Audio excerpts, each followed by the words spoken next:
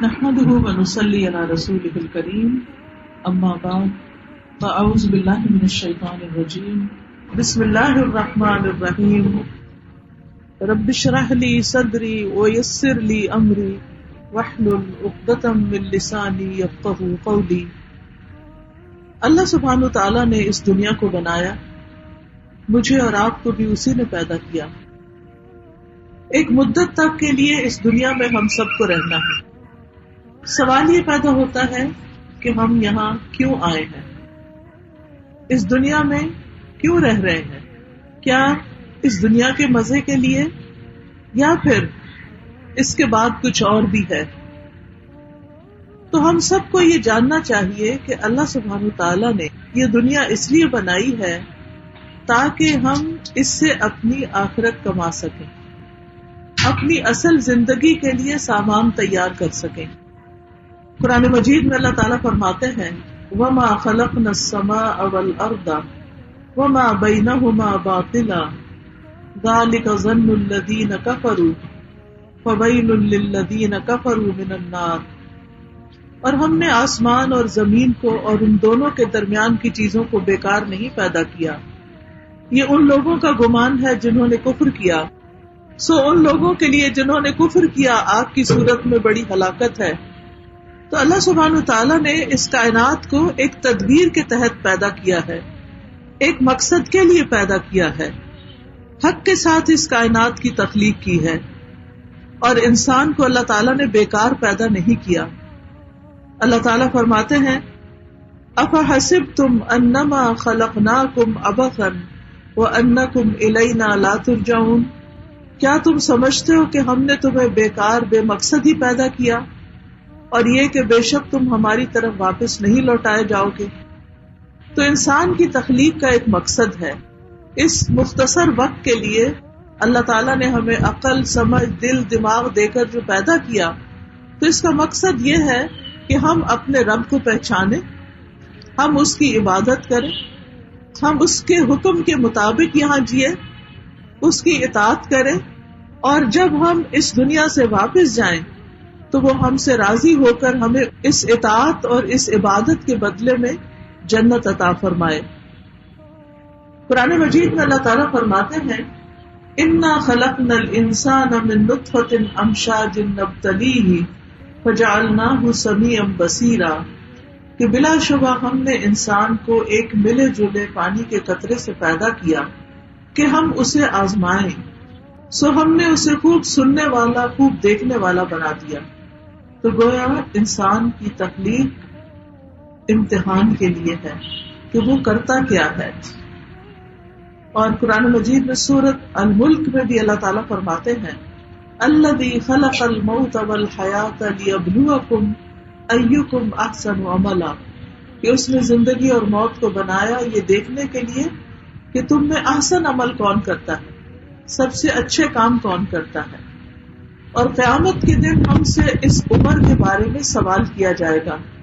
رسول اللہ صلی اللہ علیہ وسلم نے فرمایا قیامت کے دن کسی شخص کے دونوں قدم اس وقت تک ہٹ نہ سکیں گے، یعنی میدان حشر سے ہٹ نہیں سکیں گے، یہاں تک کہ اس سے اس کی عمر کے بارے میں سوال کیا جائے گا کہ اس نے اسے کس چیز میں صرف کیا، اس کے علم کے بارے میں سوال کیا جائے گا کہ اس نے اس پر عمل کتنا کیا، اس کے مال کے بارے میں سوال کیا جائے گا کہ اس نے اپنا مال کہاں سے کمایا اور کہاں خرچ کیا، اور اس سے اس کے جسم کے بارے میں سوال کیا جائے گا کہ اس نے اپنا جسم کس کام میں بھلایا، کس کام میں لگایا، کس کام میں اس نے محنت کی اور کہاں اپنے آپ کو تھکایا۔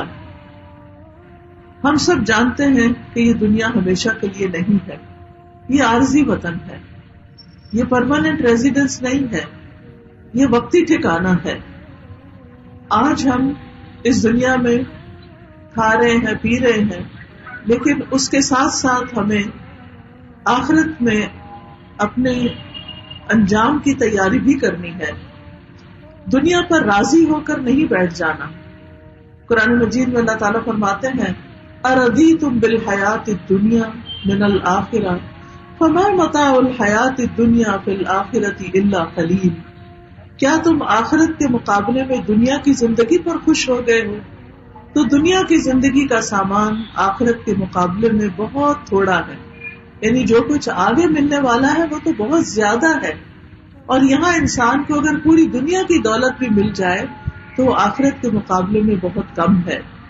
اصل گھر آخرت کا گھر ہے، جیسا کہ سورۃ غافر میں اللہ تعالیٰ فرماتے ہیں انما هذه الحیات الدنیا متاع وان الآخرۃ ہی دار القرار، کہ یہ دنیا کی زندگی تو معمولی فائدے کے سوا کچھ نہیں، اور یقیناً آخرت وہی رہنے کا گھر ہے۔ تو ہمیں یہ بات اچھی طرح یقین کر لینی چاہیے کہ آخرت کا گھر ہی رہنے کا گھر ہے اور یہ جگہ چھوڑ کے جانے والی ہے، اس لیے ہمیں اس کے لیے اتنی کوشش کرنی چاہیے جتنی کوشش کی وہ مستحق ہے، اور دنیا کے لیے اتنی کوشش بھی کافی ہے جتنی ہمیں یہاں استعمال کرنی ہے۔ اور پھر اصل زندگی آخرت کی زندگی ہے۔ سورۃ العنکبوت میں اللہ تعالیٰ فرماتے ہیں وما هذه الحیات الدنیا الا لهو ولعب وان الدار الآخرۃ لہی الحیوان لو كانوا یعلمون، اور دنیا کی یہ زندگی نہیں مگر ایک دل لگی اور کھیل، اور بے شک آخرت کا گھر یقیناً وہی اصل زندگی ہے، کاش وہ جانتے ہوتے۔ اصل کامیابی آخرت کی کامیابی ہے۔ دنیا میں کوئی کتنا بھی کامیاب انسان کہلائے، اس کا نام تاریخ میں لکھا جائے، اس کو بڑے بڑے ایوارڈز مل جائیں، پوری دنیا میں اس کی شہرت ہو جائے، لاکھوں کروڑوں لوگ اس کے چاہنے والے ہوں، لیکن پھر بھی وہ خسارے میں ہے اگر آخرت میں اس کا کوئی ٹھکانہ نہیں۔ اگر آخرت میں وہ جنت سے محروم ہو گیا تو وہ ہر نعمت سے، ہر خوشی سے محروم ہو گیا، چاہے دنیا میں اس کو کبھی کوئی دکھ دیکھنا ہی نہ پڑا ہو۔ لیکن اگر کسی شخص کی دنیا میں زندگی دکھی بھی گزری لیکن آخرت اس کی اچھی ہو گئی تو وہی دراصل کامیاب ہو گیا۔ قرآن مجید میں آتا ہے کل نفس ذائقۃ الموت، ہر نفس کو موت کا مزہ چکھنا ہے، وانما توفون اجورکم یوم القیامۃ، تمہیں اپنے اعمال کا پورا پورا بدلہ قیامت کے دن مل جائے گا، تم یہ سب کچھ دے دیے جاؤ گے۔ فمن زحزح عن النار وادخل الجنۃ فقد فاز، تو جو شخص آگ سے دور کر دیا گیا اور جنت میں داخل کر دیا گیا تو یقیناً وہ کامیاب ہو گیا، اور دنیا کی زندگی تو دھوکے کے سامان کی سوا کچھ بھی نہیں۔ تو گویا اصل کامیاب انسان وہ ہے جو آگ سے بچا لیا گیا، جو جہنم سے بچا لیا گیا، جو اس بہت بڑی بلا سے بچ گیا، وہ ہے اصل کامیاب۔ رسول اللہ صلی اللہ علیہ وسلم نے فرمایا تم جانتے ہو کہ ہمیں اللہ کی طرف لوٹنا ہے، پھر جنت کی طرف یا جہنم کی طرف جانا ہے۔ وہ ایسی اقامت گاہ ہے کہ وہاں سے روانگی نہیں، وہاں سے کوئی نہیں ٹل سکتا۔ وہ ایسی ہمیشگی ہے کہ جس میں کبھی موت نہیں۔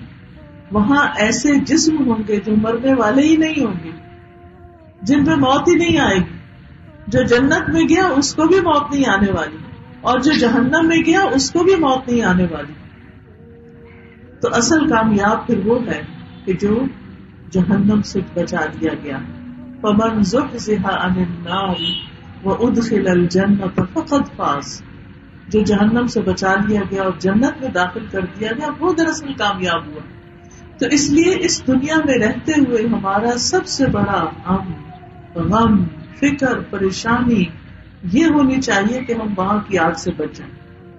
ہماری فکریں پریشانیاں کیا ہوتی ہیں؟ کھانا ٹھیک بنا ہے کہ نہیں، بچے پڑھ رہے ہیں یا نہیں، ٹھیک ہے یہ بھی اچھی بات ہے، انسان کو فکر کرنی چاہیے، مگر یہ نہیں کہ انسان دنیا کے مسائل میں اپنے آپ کو اس طرح بھلا دے کہ اس کو اپنی آخرت ہی بھول جائے اور وہ آخرت کی فکر نہ کرے اور ساری اس کی فکریں دنیا ہی کی فکریں رہ جائیں۔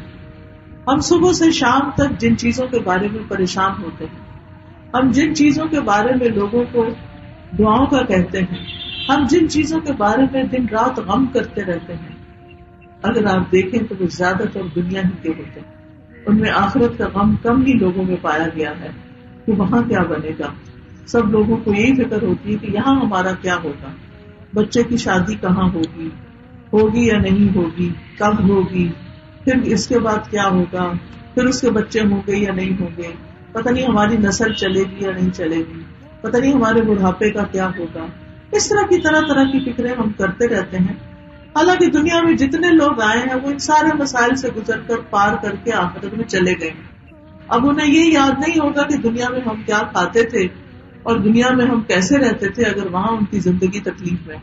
ٹھیک ہے, آگے جا کے دو میں سے ایک چیز ہے, یا انسان کے لیے مصیبتیں ہیں, مصیبتوں میں بھی انسان کو دنیا کی عیش و عشرت کو یاد نہیں رہے گی, اور اگر آگے خوشیاں ہیں تو وہ اتنی بڑی خوشیاں ہیں کہ دنیا کی خوشیاں ان کے مقابلے میں کوئی حیثیت نہیں رکھتی. وہ وہاں جا کر دنیا کی خوشیوں کو یاد نہیں کریں گے کہ ہمارا گھر ایسا تھا, ہمارا زیور ایسا تھا, ہمارا کپڑا ایسا تھا, ہمارے بچے ایسے تھے, ہمیں یہ کامیابی ملی, ہمیں یہ کامیابی. ان چیزوں کو سب بھول جائیں گے, اس لیے کہ اس بڑی کامیابی کے آگے کوئی کامیابی نہیں لگے گی. تو اس لیے ہمیں اپنا نقطہ نظر بدلنے کی ضرورت ہے, اور ہمیں اس گھر کی فکر کی ضرورت ہے جہاں ہمیں ہمیشہ رہنا ہے. اور رسول اللہ صلی اللہ علیہ وسلم نے فرمایا, جو ڈر گیا وہ اول رات چل پڑا, اور جو اول رات چل پڑا وہ منزل پر پہنچ گیا. سن لو بے شک اللہ کا سودا بڑا مہنگا ہے, سن لو بے شک اللہ کا سودا جنت ہے. لیکن انسان آج دنیا کے سودے میں پڑا ہوا ہے, دنیا کے گھروں کی قیمت معلوم کرتا رہتا ہے, لیکن یہ معلوم نہیں کرتا کہ جنت کی قیمت کیا ہے, جنت کتنی مہنگی ہے. وہاں ایک کوڑا رکھنے کی جگہ دنیا اور دنیا و مافیا سے بہتر, اس سے زیادہ قیمتی ہے. یعنی اگر آپ پوری دنیا بھی لگا کر وہاں ایک گز جگہ خریدنے کی کوشش کریں تو آپ خرید نہیں سکتے, لیکن اس کے لیے انسان کا نیک عمل چاہیے, انسان کے اچھے اعمال چاہیے, اطاعت اور فرما برداری چاہیے, اور اس کے لیے ہمیں یکسو ہونے کی ضرورت ہے, دین کی طرف فوکس کرنے کی ضرورت ہے. یہ نہیں کہ ایسے ہی بس کبھی دل چاہا تو کوئی نماز پڑھ لی, دل چاہا تو کوئی قرآن پڑھ لیا, دل چاہا تو کسی درس میں چلے گئے, نہیں, بلکہ ریگولر بیسس پر اپنی زندگی کا ایک اصول بنانا چاہیے اور یکسو ہو کر صراط مستقیم پر چلنا چاہیے. مومن کی ذات کا جو مرکز ہے, یا ہماری جو دلچسپیوں کا مرکز ہے, یہ جو ہماری فکر ہے, وہ اللہ کی ذات ہونی چاہیے کہ وہ ہم سے راضی ہے یا نہیں, وہ ہمارے ان کاموں پہ خوش ہے یا نہیں. ہم انسانوں کی فکر کرتے رہتے ہیں, وہ خوش ہوئے ہیں ہم سے یا نہیں, وہ ہمیں کو پسند کرتے ہیں یا نہیں, وہ ہمیں کچھ مانتے ہیں یا نہیں. حالانکہ اس سے کوئی فرق نہیں پڑتا. بعض اوقات انسان اللہ کی نگاہ میں بہت بڑا ہوتا ہے, لیکن دنیا والے اس کو کوئی اہمیت ہی نہیں دیتے, اس کو پوچھتے بھی نہیں ہے, لیکن وہ اللہ کا ولی ہوتا ہے, وہ اللہ کا دوست ہوتا ہے. تو اس انسان کا کیا نقصان جو اللہ کا دوست ہو, چاہے دنیا میں اسے کوئی دوست نہیں بناتا, لیکن اس انسان کو کیا فائدہ جس کے سب لوگ دوست ہوں لیکن اللہ تعالیٰ اس پر غضبناک ہو اور اس سے نفرت رکھتا ہے. تو بہرحال ہمیں اللہ تعالیٰ کی طرف یکسو ہونے کی ضرورت ہے, اور اس کے لیے ہمیں اپنی عبادات, اپنے اخلاق, اپنے معاملات, اپنے طور طریقے, ان سب کو درست کرنے کی ضرورت ہے. سب سے پہلے اپنے فرائض کو پہچاننے کی ضرورت ہے کہ ہمارے فرائض کیا کیا ہیں, ہماری ڈیوٹیز کیا کیا ہیں, ہمیں کیا کیا کرنا ہی کرنا ہے, اور اس کے بغیر ہمارا گزارا نہیں. کس کے بارے میں ہم سے پوچھا جائے گا, کس چیز کے بارے میں ہم سے سوال کیا جائے گا. قرآن مجید میں آتا ہے, رجال لا تلہیہم تجارۃ ولا بیع عن ذکر اللہ واقام الصلاۃ, وہ مرد جنہیں اللہ کے ذکر سے اور نماز قائم کرنے اور زکوٰۃ دینے سے نہ کوئی تجارت غافل کرتی ہے اور نہ کوئی خرید و فروخت. یخافون یوما تتقلب فیہ القلوب والابصار, وہ اس دن سے ڈرتے ہیں جس میں دل اور آنکھیں الٹ جائیں گی, یعنی وہ آخرت کی فکر کرتے ہیں. لیکن اللہ کے نزدیک بدترین انسان وہ ہے کہ جو دو رخ والا ہے, یعنی کہیں وہ مذہبی بنتا ہے اور کہیں وہ دنیا دار بنتا ہے, اور اس نے اپنی زندگی کو بانٹا ہوا ہے. نہیں, ہم بازار میں ہوں یا گھر میں ہوں, ہمیں ہر حال میں اللہ کا بندہ ہی بن کر رہنا چاہیے, اور دو راہے پہ کھڑے نہیں رہنا چاہیے کہ یہ رستہ لوں یا وہ رستہ لوں, بلکہ یہ دیکھنا چاہیے کہ میرا رب میرے لیے کون سا رستہ پسند کرتا ہے, چاہے وہ میرے دل کو پسند نہیں, چاہے وہ لوگوں کو پسند نہیں, لیکن مجھے اپنے لیے اس کو ایک راستے کے طور پر اختیار کر لینا چاہیے. کرنے کے کام جو ہے ان کی میں یاد دہانی کرا دیتی ہوں. سب سے پہلے ہمیں اپنے ایمان کا جائزہ لینا چاہیے کہ ہمارے ایمان کی حالت کیا ہے، ہمارے دل کی حالت کیا ہے، ہمارے دل میں اللہ سبحانہ وتعالیٰ کی محبت کتنی ہے، ہم اس کی کتاب سے کتنی محبت کرتے ہیں، اس کو کتنا پڑھتے ہیں، اس کو کتنا سمجھتے ہیں، ہم آخرت کی کتنی فکر کرتے ہیں، ہم اللہ کی تقدیر پہ راضی ہیں یا نہیں، ہم اللہ کے رسول صلی اللہ علیہ وسلم کا اتباع کرتے ہیں یا نہیں، ہم فرشتوں کے اوپر ایمان رکھتے ہیں یا نہیں، ہم فرشتے جو ہمارے دائیں بائیں بیٹھے ہوئے ان کے لکھنے کے بارے میں فکر کرتے ہیں کہ نہیں کہ وہ کیا لکھ رہے ہیں، ہمارا کیا اعمال نامہ تیار کر رہی ہیں. تو ہمیں سب سے پہلے اپنے ایمان کا جائزہ لینے کی ضرورت ہے، اور پھر اللہ کی ایسی اطاعت، اللہ کی ایسی بندگی کہ جس میں کوئی شرک نہ ہو، خالص اسی کے لیے سارا کچھ ہو، اسی کے فرما بردار بن جائیں. رسول اللہ صلی اللہ علیہ وسلم نے فرمایا مومن فرما بردار اونٹ کی طرح ہوتا ہے کہ اسے جہاں بھی لے جایا جائے وہ چل پڑتا ہے. یعنی اللہ کے راستے میں نیکی کا کام کوئی بھی کرنے کا موقع ہو وہ چل پڑتا ہے، وہ رکتا نہیں ہے. اپنا آپ اللہ کے سپرد کر دینا ہی اسلام ہے. یعنی میری زندگی قل ان صلاتی و نسکی و محیای و مماتی للہ رب العالمین، کہہ دیجیے میری زندگی، میری موت، میرا جینا، میرا مرنا سب اللہ کے لیے ہے. یعنی جدھر اللہ تعالیٰ مجھے لے جانا چاہے گا میں ادھر ہی چل پڑوں گی. پھر دوسری چیز ہے اللہ کا تقوی اختیار کرنا، صرف اللہ سے ڈرنا، اللہ تعالیٰ کے ڈر سے ہی زبان سے لفظ نکالنا اور اللہ کے ڈر سے ہی زبان روک لینا، اللہ کے ڈر سے کسی کو کچھ دینا اور اس کے ڈر اور محبت میں ہی کچھ روک لینا. تو اللہ سبحانہ تعالیٰ کے ساتھ سچا ہونا. امام ابن قیم کہتے ہیں کہ بندے کے لیے کوئی چیز اس سے زیادہ مفید نہیں کہ وہ تمام معاملات میں اپنے رب سے سچائی کا معاملہ اختیار کرے، اور جو اپنے تمام معاملات میں اللہ کے ساتھ سچائی کا معاملہ اختیار کرتا ہے تو اللہ اس کے لیے بہت کچھ کرتا ہے بنسبت اس کے جو وہ دوسروں کے لیے کرتا ہے.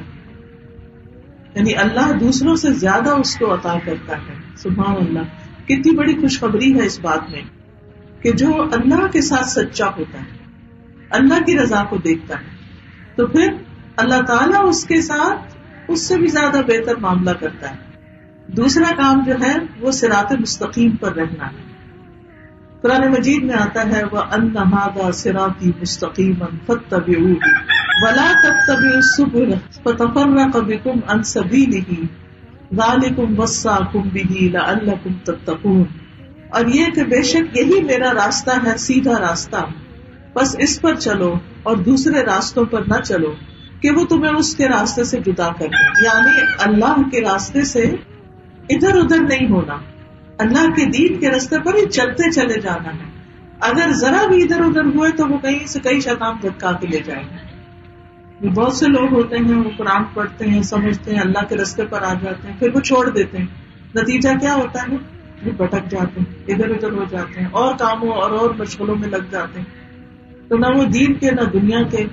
لوگ سمجھتے ہیں کہ یہ دین پڑے ہوئے ہیں، حالانکہ وہ پوری طرح دنیا کی محبت میں کھوئے ہوئے ہوتے ہیں. تو ہمیں یکسوئی کے ساتھ اللہ کے راستے کو اختیار کرنا ہے، اور جو کچھ ہمیں قرآن بتاتا ہے اس کے مطابق چلتے رہنا ہے. اور اس کے لیے اللہ تعالیٰ نے قرآن مجید میں جو رہنمائی کی ہے فَأَمَّا الَّذِينَ آمَنُوا بِاللَّهِ وَاعْتَصَمُوا بِهِ فَسَيُدْخِلُهُمْ فِي رَحْمَةٍ مِّنْهُ وَفَضْلٍ وَيَهْدِيهِمْ إِلَيْهِ صِرَاطًا مُسْتَقِيمًا. تو جو لوگ تو اللہ پر ایمان لائے اور اس قرآن کو مضبوطی سے تھام لیا تو عنقریب وہ انہیں اپنی خاص رحمت اور فضل میں داخل کرے گا اور انہیں اپنی طرف سیدھے راستے کی ہدایت دے گا. یعنی جو لوگ اللہ پر ایمان لا کے قرآن کو مضبوطی سے تھام لیں، ہر روز وہ قرآن پڑھیں، ہر روز قرآن کی ہدایات اور تعلیمات پر عمل کریں، تو ایسے لوگ جو ہیں اللہ تعالیٰ کی رحمت میں ہوں گے، اللہ تعالیٰ کو ان پر فضل ہوگا، وہ سیدھے راستے سے پھر بھٹکیں گے نہیں. تیسری چیز یہ ہے کہ بامقصد زندگی گزارنی چاہیے. ہماری زندگیوں میں کوئی مقصد ہونا چاہیے جینے کا. یہ نہیں کہ حیوانوں کی طرح ہم کھائیں پیئیں سو جائیں پھر صبح اٹھیں پھر کھانا پینا ادھر ادھر گھومنا پھرنا. نہیں، ہماری زندگی میں اللہ کی عبادت، بندوں کی خدمت، دین کی دعوت، دین کی خدمت کے کچھ مقاصد ہونے چاہیے اور اس کے مطابق ہمیں اپنا دن گزارنا چاہیے. کچھ انسان علم حاصل کرے، کچھ سیکھے، کچھ سکھائے، اور عمل کا وقت ختم ہونے سے پہلے پہلے کچھ کر جائے. کیونکہ اگر انسان یہ نہ دیکھے کہ وہ کیا کر رہا ہے، اپنا احتساب نہ کرے، تو زندگی تو ایسے ہی گزرتی چلی جاتی ہے. سورۃ الحشر میں اللہ تعالیٰ فرماتے ہیں یا ایھا الذین آمنوا اتقوا اللہ ولتنظر نفس ما قدمت لغد واتقوا اللہ ان اللہ خبیر بما تعملون. اے لوگوں جو ایمان لائے ہو، اللہ سے ڈرو اور ہر شخص یہ دیکھے کہ اس نے کل کے لیے آگے کیا بھیجا ہے. ہم میں سے ہر ایک کو دیکھنا چاہیے کل قیامت کے دن کے لیے کیا تیار کیا، وہاں کی سختی سے بچنے کے لیے، وہاں کے عذاب سے بچنے کے لیے، اور پھر کل ہمیشہ ہمیشہ کی زندگی کے لیے کیا تیار کیا. اس کی تیاری کا وقت صرف آج ہے. جب موت آ جائے گی تیاری کا وقت ختم ہو جائے گا. ہم آگے کیسی زندگی چاہتے ہیں اس کے لیے آج ہمیں کام کرنا ہے. اور اس کے لیے دو چیزیں ہیں، ایک ہے اللہ کی عبادت اور دوسرے بندوں کی خدمت. کہ ہم بندوں کے کتنے کام کے ہیں، بندوں کو خلق خدا کو کتنا فائدہ پہنچانے والے ہیں، علم کے ذریعے، مال کے ذریعے، اپنی جانی خدمت کے ذریعے، کہ کسی بھی نیک کام کے ذریعے. قرآن مجید میں اللہ تعالیٰ سورۃ الزمر میں فرماتے ہیں وَأَنِيبُوا إِلَىٰ رَبِّكُمْ وَأَنِيبُوا إِلَىٰ رَبِّكُمْ وَأَسْلِمُوا لَهُ مِن قَبْلِ أَن يَأْتِيَكُمُ الْعَذَابُ ثُمَّ لَا تُنصَرُونَ. اور اپنے رب کی طرف پلٹ آؤ اور اس کے مطیع ہو جاؤ اس سے پہلے کہ تم پر عذاب آ جائے، پھر تمہاری مدد نہیں کی جائے گی. اور اس سب سے اچھی بات کی پیروی کرو جو تمہارے رب کی جانب سے تمہاری طرف نازل کی گئی ہے، اس سے پہلے کہ تم پر اچانک عذاب آ جائے اور تم سوچتے بھی نہ ہو. ایسے نہ ہو کہ کوئی شخص کہے ہائے افسوس اس کوتاہی پر جو میں نے اللہ کی جناب میں کی. یعنی مرتے وقت تمہیں حسرت نہ ہو کہ میں نے وقت ضائع کر دیا اور اللہ کا حق ادا نہیں کیا، اور بے شک میں تو مذاق کرنے والوں میں سے تھا. یا کہے کہ اگر واقعی اللہ مجھے ہدایت دیتا تو میں ضرور متقین میں سے ہوتا. یا کہے جب وہ عذاب دیکھے کاش واقعی میرے لیے ایک بار لوٹنا ہو تو میں نیک عمل کرنے والوں میں شامل ہو جاؤں. مرنے کے بعد ہر شخص کو حسرت ہوگی، کاش میں اپنے وقت کو اچھا استعمال کروں، کاش میں بہترین کام کرتا ہوں، نیکی کے کام کرتا ہوں، اور پھر آج میں اچھی زندگی پاتا ہوں. کیونکہ جنت کے 100 درجے، جو جس درجے میں ہوگا وہ کہے گا کاش میں تھوڑی سی محنت اور کرتا، اس سے اوپر جاتا، کاش اس سے اوپر جاتا، اس سے اوپر جاتا. لیکن اس وقت پھر انسان کچھ کر نہیں سکے گا. پھر اسی طرح یہ ہے کہ اپنی زندگی کو غنیمت جاننا چاہیے، یعنی اپنے وقت کی قدر کرنی چاہیے.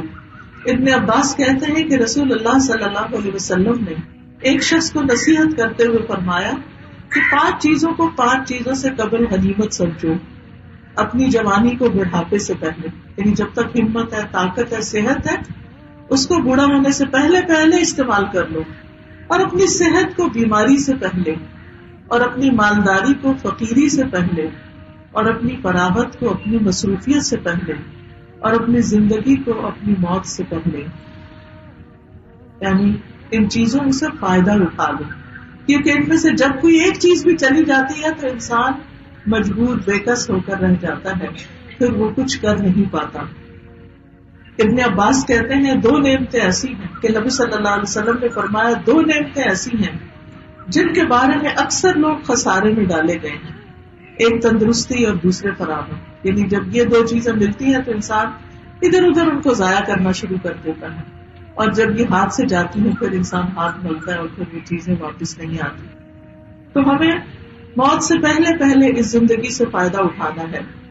ابن عمر سے روایت ہے، وہ کہتے ہیں کہ رسول اللہ صلی اللہ علیہ وسلم نے میرے بدن کا ایک حصہ پکڑ کے فرمایا، ایک اور روایت میں آتا کندھا پکڑ کے فرمایا تم دنیا میں ایسے رہو کہ جیسے تم اجنبی ہو یا کسی راہ کو عبور کرنے والے ہو، اور خود کو قبر والوں میں شمار کرو.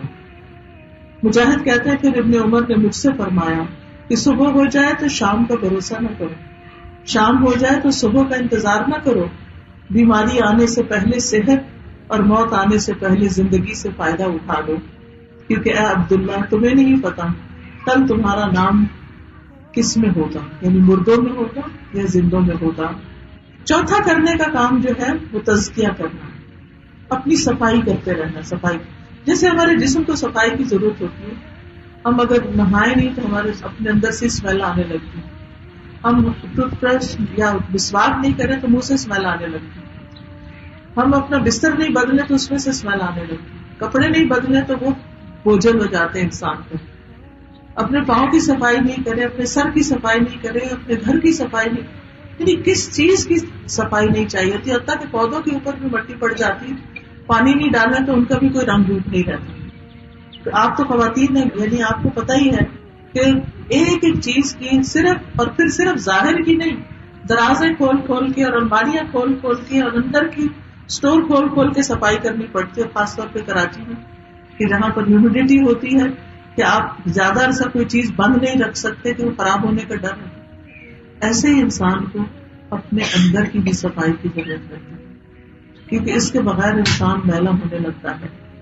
قرآن مجید میں آتا ہے قد افلح من زکاہا، یقیناً کامیاب ہو گیا وہ جس نے اپنے نفس کو پاک کر لیا۔ تو اپنے نفس کا محاسبہ کرتے رہنا چاہیے۔ میمون بن مہران سے مروی ہے، وہ کہتے ہیں کہ بندہ اس وقت تک تقوی والا شمار نہیں ہوتا جب تک اپنے نفس کا محاسبہ نہ کرے، جس طرح اپنے شریک سے حساب کرتا ہے کہ اس نے کہاں سے کھایا کہاں سے پہنا۔ یعنی جب آپ کسی بزنس میں کسی کو پارٹنر بناتے ہیں تو اس کی ہر چیز کا حساب رکھتے ہیں، تو ایسے بھی انسان اپنا بھی حساب رکھے، اپنی اصلاح خود کرتا رہے۔ عقبہ بن عامر کہتے ہیں میں نے پوچھا اللہ کے رسول نجات کس میں ہے، یعنی کیسے میں کامیاب ہوگا؟ آپ نے فرمایا اپنی زبان کو قابو میں رکھو، تمہارا گھر تمہیں کافی ہو، اور اپنے گناہوں پہ رویا کرو، یعنی غلطی ہو جائے تو پھر اللہ کے حضور معافی مانگنے کے لیے رویا بھی کرو۔ پھر اسی طرح اپنے اندر اچھی صفات پیدا کرنا لازم ہے۔ پانچویں چیز ہے احسن عمل کرنا، اچھے اچھے کام کرنا۔ احسن عمل وہ ہوتا ہے جو زیادہ خالص اور زیادہ درست ہوتا ہے، یہ ایسا عمل ہوتا ہے جو اللہ کی رضا اور اللہ کی محبت کے موافق ہوتا ہے۔ احسن عمل وہ نہیں ہوتا جس میں اللہ کی رضا شامل نہ ہو، چاہے دنیا والے اس کو کتنا بھی اچھا سمجھیں، کتنا بھی بہترین سمجھیں۔ تو ہمیشہ کام کرتے وقت اللہ سبحانہ تعالیٰ کا احساس دل میں ہونا چاہیے کہ اس کو یہ کام کیسا لگ رہا ہے۔ جو ہی بندے کا خیال آئے کہ فلاں کیا سوچے گا، یہ کام کیسا لگ رہا ہے، فوراً ہی سوچے میرا رب کیا کہے گا کہ اس نے یہ کیا کیا ہے۔ اسی لیے ہمارے دین میں ایمان اسلام کے بعد احسان کا ذکر ہے، اور احسان کی ڈیفینیشن کیا ہے؟ ان تعبد اللہ کأنک تراہ، اللہ کی عبادت ایسے کرو گویا کہ تم اللہ کو دیکھ رہے ہو، تو سامنے۔ فإن لم تکن تراہ فإنہ یراک، پھر اگر تمہیں یہ کیفیت نہیں آتی کہ تم اللہ کو دیکھ رہے ہو تو وہ تو تمہیں بہرحال دیکھ رہا ہے۔ تو جب انسان کو یہ خیال بھی آ جائے، یہ یقین آ جائے کہ میرا رب مجھے دیکھ رہا ہے، تو اس کے اعمال خوبصورت ہونے لگتے ہیں، اچھے ہونے لگتے ہیں۔ رسول اللہ صلی اللہ علیہ وسلم نے فرمایا تم میں سے جب کوئی شخص اپنے اسلام کو احسن بنا لے تو ہر نیک کام جو وہ کرتا ہے اس کے عوض 10 سے لے کر 700 گنا نیکیاں لکھی جاتی۔ جتنا جتنا اخلاص زیادہ ہوتا ہے اس کا اجر اتنا ہی زیادہ بڑھ جاتا ہے، اور ہر برا کام جو وہ کرتا ہے اس کے بدلے ایک ہی برائی لکھی جاتی ہے۔ اور پھر احسن عمل کا فائدہ کیا ہے؟ صرف آخرت میں نہیں اس کا بدلہ ملتا، دنیا میں بھی اس کا بدلہ ملتا ہے۔ قرآن مجید میں اللہ تعالیٰ فرماتے ہیں للذین احسنوا فی ہذہ الدنیا حسنہ، جو لوگ اچھا کرتے ہیں ان کے لیے اس دنیا کی زندگی میں بھی اچھا ہے، یعنی دنیا میں بھی ان کو اللہ تعالیٰ اچھی زندگی بسر کروائے گا۔ وَلَدَارُ الْآخِرَةِ خَيْرٌ وَلَنِعْمَ دَارُ الْمُتَّقِينَ، اور آخرت کا گھر تو کہیں بہتر ہے، اور یقیناً تقوی والوں کا گھر کتنا اچھا ہے، متقین کا گھر تو بہت ہی اچھا ہے۔ تو اس کے لیے ہمیں نیکی کے کاموں کی ضرورت ہے، یعنی ہمیشہ اس بات کی تلاش میں رہنا ہے کہ نیکی کہاں سے کمائیں، اور کون سی نیکی کر لیں، اور کون سا اچھا کر لیں۔ اور جو شخص نیک اعمال کرتا ہے اللہ تعالیٰ اس کو دنیا کی زندگی میں بھی بھلائی عطا کرتا ہے۔ سورۃ النحل میں اللہ تعالیٰ فرماتے ہیں من عمل صالحا من ذکر او انثى وهو مؤمن فلنحيينه حیاة طیبہ ولنجزینہم اجرہم باحسن ما كانوا یعملون۔ جو شخص بھی نیک عمل کرے، خواہ مرد ہو یا عورت ہو، بشرطے کہ وہ مومن ہو، تو ہم اسے پاکیزہ زندگی بسر کرائیں گے اور آخرت میں ان کے بہترین اعمال کے مطابق انہیں ان کا اجر عطا کریں گے۔ نیک اعمال انسان کو نقصان سے بچانے کا باعث ہیں۔ قرآن مجید میں اللہ تعالیٰ فرماتے ہیں وَالْعَصْرِ إِنَّ الْإِنسَانَ لَفِي خُسْرٍ إِلَّا الَّذِينَ آمَنُوا وَعَمِلُوا الصَّالِحَاتِ وَتَوَاصَوْا بِالْحَقِّ وَتَوَاصَوْا بِالصَّبْرِ۔ قسم ہے زمانے کی، بے شک انسان خسارے میں ہے سوائے ان لوگوں کے جو ایمان لائے اور انہوں نے نیک عمل کیے، اچھے عمل کیے۔ تو جو اچھے عمل کرے گا وہ نقصان سے بچ جائے گا، اور ایک دوسرے کو حق کی وصیت کی اور ایک دوسرے کو صبر کی وصیت کی۔ ساتواں کرنے کا کام ہے وقت کی قدر کرنا۔ وقت ضائع کرنا موت سے بھی زیادہ سنگین ہے۔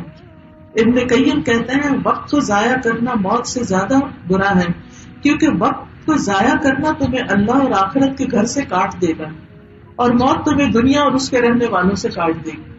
یعنی مر کے تو انسان دنیا سے کٹتا ہے، لیکن وقت ضائع کر کے انسان اللہ سے کٹ جاتا ہے۔ تو فارغ بیٹھنے سے بہتر ہے کہ انسان کوئی بہتر کام کرے۔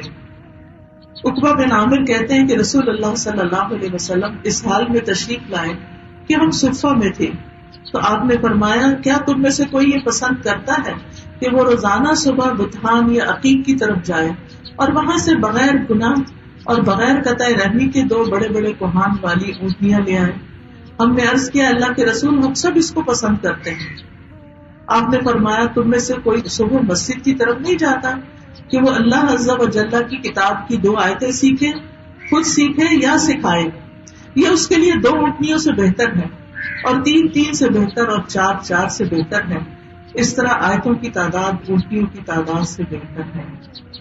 تو اس سے کیا پتہ چلتا ہے کہ صبح نکلنا گھر سے، جا کے کسی قرآن کی مجلس میں شامل ہونا اور وہاں بیٹھ کر قرآن سیکھنا یا سکھانا، یہ ایسا عمل ہے گویا آپ واپسی پہ 2 اونٹیاں لیں، اور 1 اونٹی کی قیمت ایک اچھی کار کے برابر ہے آج کل۔ تو آپ سوچئے کتنی بڑی دولت کما کے آپ آتے ہیں۔ تو اس لیے ہمت کیجیے، اپنے وقت کا کچھ حصہ نکالیے، کوئی نہ کوئی کلاس جوائن کیجیے اور وہاں جا کر کچھ نہ کچھ ضرور سیکھیے، یا پھر اپنے گھر میں رکھ لیجیے تاکہ لوگ آپ کی طرف آئیں، بیٹھیں، اور آپ کے گھر میں بھی برکت ہو، اور کچھ نہ کچھ آپ اللہ کی کتاب میں سے سیکھتے رہیں۔ پھر اسی طرح غیر اہم کام چھوڑ کر اہم کام کرنے چاہیے۔ لیس امپورٹنٹ چیزوں میں اپنا وقت ضائع نہیں کرنا چاہیے، ان کاموں اور باتوں میں نہیں لگنا چاہیے جو وقت کو ضائع کرنے والے ہیں۔ من حسن اسلام المرء ترکہ ما لا یعنیہ، انسان کے اسلام کا حسن یہ ہے کہ وہ ایسی باتیں چھوڑ دے جو بے فائدہ ہیں، بیکار ہیں، غفلت چھوڑ دے، کیونکہ موت قریب ہے، آخرت قریب ہے۔ پھر صرف اپنے وقت کی نہیں، دوسروں کے وقت کی بھی قیمت جانے، ان کا وقت بھی ضائع نہ کرے۔ بعض اسلاف ایسے تھے کہ جب لوگ لمبی دیر تک ان کے پاس بیٹھتے تو وہ کہتے کیا تم اٹھنا نہیں چاہتے؟ سورج تو چلنے سے نہیں رکتا، یعنی وقت تو گزرتا جا رہا ہے اور تم بیٹھے ہی رہو گے، باتیں ہی کرتے رہو گے۔ 8واں کرنے کا کام ہے آخرت کو یاد کرنا، آخرت کی فکر لگانا، موت کو یاد کرنا۔ نبی صلی اللہ علیہ وسلم نے فرمایا اپنی نماز میں موت کو یاد کرو، کیونکہ جب آدمی نماز میں موت کو یاد کرتا ہے تو یہ زیادہ لائق ہے کہ وہ نماز اچھی طرح ادا کرے گا۔ لیکن ہم نماز میں کس کو یاد کرتے ہیں؟ دنیا کے کاموں کو یاد کر رہے ہوتے ہیں۔ پھر اسی طرح آپ صلی اللہ علیہ وسلم نے فرمایا بلا شبہ دنیا بہت میٹھی ہے اور ہری بھری ہے، اور بے شک اللہ تمہیں اس میں پہلوں کا جانشین بنانے والا ہے، پھر وہ دیکھے گا کہ تم کیسے عمل کرتے ہو، لہذا تم دنیا سے بچ کر رہنا، یعنی دنیا میں کھو نہیں جانا، پھر آخرت کے چاہنے والے بننا۔ اور اس کے ساتھ ساتھ آخری چیز یہ ہے کہ انسان دعائیں بھی مانگے کہ اللہ ہمیں سیدھا رستہ دکھائے، اس پر استقامت عطا فرمائے، اور دنیا میں بھی نیکیوں کی توفیق دے اور آخرت میں بھی بھلائیاں عطا فرمائے۔ تو آئیں ہم دعا کر لیتے ہیں۔ سبحان اللہ والحمد للہ ولا الہ الا اللہ واللہ اکبر ولا حول ولا قوة الا باللہ العلی العظیم۔ اللہم صل علی محمد وعلی آل محمد کما صلیت علی ابراہیم وعلی آل ابراہیم انک حمید مجید۔ اللہم بارک علی محمد وعلی آل محمد کما بارکت علی ابراہیم وعلى آل إبراهيم إنك حميد مجيد. ربنا آتنا في الدنيا حسنة وفي الآخرة حسنة وقنا عذاب النار. ربنا ظلمنا أنفسنا وإن لم تغفر لنا وترحمنا لنكونن من الخاسرين. ربنا هب لنا من أزواجنا وذرياتنا قرة أعين واجعلنا للمتقين إماما. اللهم آت نفسي تقواها وزكها أنت خير من زكاها أنت وليها ومولاها. اللهم إني أعوذ بك من علم لا ينفع ومن قلب لا يخشع ومن نفس لا تشبع ومن دعوة لا يستجاب لها. اللهم إني أسألك الهدى والتقى والعفاف والغنى. اللهم إني أسألك الثبات في الأمر. اے اللہ میں تجھ سے دین پر ثابت قدمی اور ہدایت پر پختگی کا سوال کرتا ہوں. اے اللہ میں تجھ سے تیری رحمت کو واجب کرنے والے اور تیری مغفرت کو لازم کرنے والے امور کا سوال کرتا ہوں. میں تجھ سے تیری نعمتوں کا شکر ادا کرنے اور اچھے انداز میں عبادت کرنے کا سوال کرتا ہوں. میں تجھ سے قلب سلیم اور سچی زبان کا سوال کرتا ہوں. میں تجھ سے ہر اس بھلائی کا سوال کرتا ہوں جسے تو جانتا ہے اور ہر اس برائی سے تیری پناہ چاہتا ہوں جو تیرے علم میں ہے اور تجھ سے ان گناہوں کی بخشش چاہتا ہوں جو تیرے علم میں ہے. بے شک تو غیبوں کو خوب جاننے والا ہے. اے اللہ برے اخلاق، برے اعمال اور بری خواہشات سے میں اپنے آپ کو تیری پناہ میں دیتا ہوں. اللہم انی اعوذ بک من العجز والکسل والجبن والبخل والحرم والقسوة والغفلة والعیلة والذلة والمسکنة وأعوذ بك من الفقر والكفر والفسوق والشقاق والنفاق والسمعة والرياء. اے اللہ میں تیری پناہ مانگتا ہوں عاجزی سے، سستی سے، بزدلی سے، بخل سے، انتہائی بڑھاپے سے، دل کی سختی اور غفلت سے، مفلسی، ذلت اور ناداری سے، اور میں تیری پناہ مانگتا ہوں محتاجی اور کفر سے، نافرمانی سے، مخالفت سے، منافقت سے، بری شہرت اور دکھاوے سے. یا اللہ تو ہمارے بچوں کو ہدایت عطا فرما. یا اللہ نے ہماری آنکھوں کی ٹھنڈک فرما. اللہ ہمارے گھروں میں سکون پیدا فرما. اللہ جو بیمار ہیں انہیں صحت عطا فرما. یا اللہ جو لوگ دکھی ہیں ان کے دکھ دور فرما دے. یا رب العالمین ہمیں دنیا اور آخرت کی بھلائیاں عطا فرما. یا اللہ اس گھر پر اپنی خیر و برکت نازل فرما. انہیں نیکیوں کے کام میں آگے بڑھ چڑھ کر حصہ لینے کی توفیق عطا فرما. اللہ ان کے بچوں کو ان کی آنکھوں کی ٹھنڈک بنانا اور انہیں دین و دنیا کی کامیابیاں عطا فرمانا. یا رب العالمین تو ہم سب پر بھی اپنی رحمتوں کا نزول فرما. ہر مصیبت اور ہر شر سے محفوظ کر. یا اللہ کشمیر کے مسلمانوں کی مدد فرما. یا اللہ جو لوگ دنیا میں مسلمان کہیں بھی دکھی اور پریشان ہیں یا اللہ ان کی پریشانی دور فرما. اللہ ہمارے ملک میں امن و امان قائم فرما. اللہ ہمارے لیے زندگی کو تنگ نہ کرنا، ہمارے لیے آسانیاں پیدا فرمانا. یا رب العالمین تو ہمارے گناہوں کو معاف کر دے، ہمیں اپنا اطاعت گزار فرما بردار بندہ بنا دے. اللہ سب کو بیماریوں سے نجات عطا فرما. اللہ سب کو صحت عطا فرما. اللہ جو قرضوں میں مبتلا ہیں ان کے قرضے دور کر دے، جو مالی پریشانیوں میں ان کی پریشانی دور فرما دے.